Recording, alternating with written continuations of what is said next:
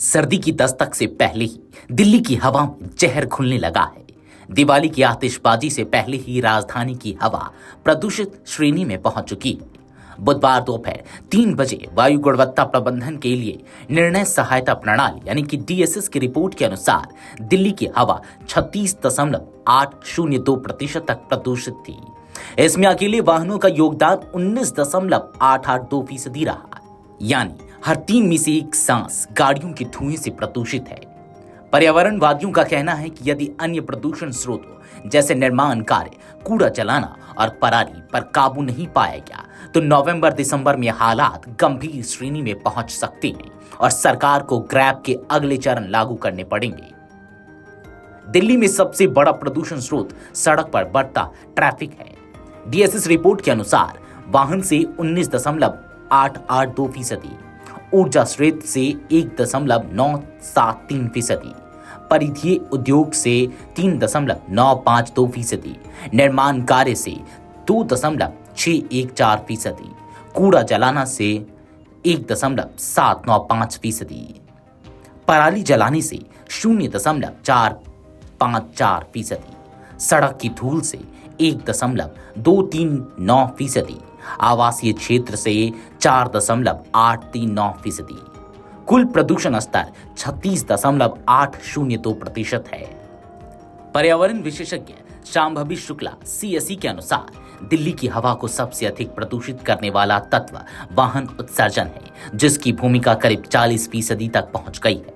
सर्दियों में हवा ऊपर नहीं उठ पाती, जिससे PM2.5 और PM10 कण फेफड़े तक पहुंच जाते हैं।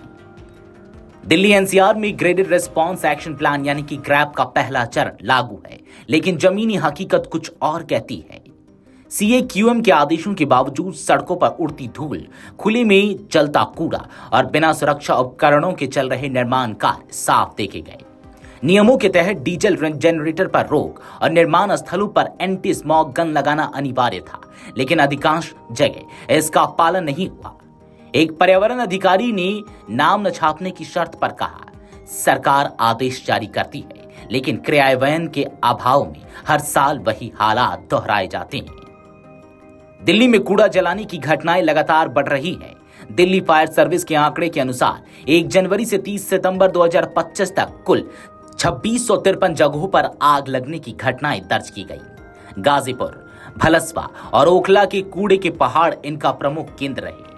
कूड़े में आग से नाइट्रोजन ऑक्साइड, सल्फर डाइऑक्साइड और अन्य जहरीली गैसें निकलती हैं, जो हवा को और जहरीली बना देती है। फायर सर्विस के एक अधिकारी ने कहा, हर दिन करीब 10 कॉल कूड़ा जलाने से जुड़ी मिल रही है। सिर्फ अप्रैल में ही 1030 घटनाएं दर्ज की गई। जनता को चाहिए कि ऐसे मामलों में तुरंत दमकल विभाग को सूचना दे।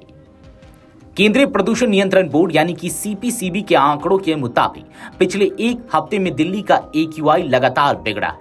9 अक्टूबर को 100, 10 अक्टूबर को 170, 11 अक्टूबर को 199, 12 अक्टूबर को 167, 13 अक्टूबर को 189, 14 अक्टूबर को 211, 15 अक्टूबर को 233, जो कि खराब श्रेणी में आता है। ये आंकड़े बताते हैं कि सर्दी की शुरुआत के साथ ही दिल्ली की हवा हर दिन और भारी होती जा रही है। पर्यावरण मंत्रालय के अधिकारियों का कहना है कि यदि AQI 300 के पार जाता है तो ग्रैब 2 लागू किया जाएगा। 400 के पार पहुंचने पर ग्रैब 3 और 450 के अधिक पर ग्रैब 4 लागू होगा, जिसमें ट्रकों के प्रवेश से लेकर स्कूल कॉलेजों की बंदी तक की पाबंदियां शामिल है। फिलहाल सरकार से निगरानी बढ़ाने और डीजल वाहनों पर सख्ती के निर्देश दिए गए हैं। Video desk amarujala.com। अगर आप ये वीडियो YouTube पर देख रहे हैं तो हमारे चैनल को सब्सक्राइब कर बेल आइकन दबाएं और Facebook पर देख रहे हैं तो हमारे पेज को लाइक करें।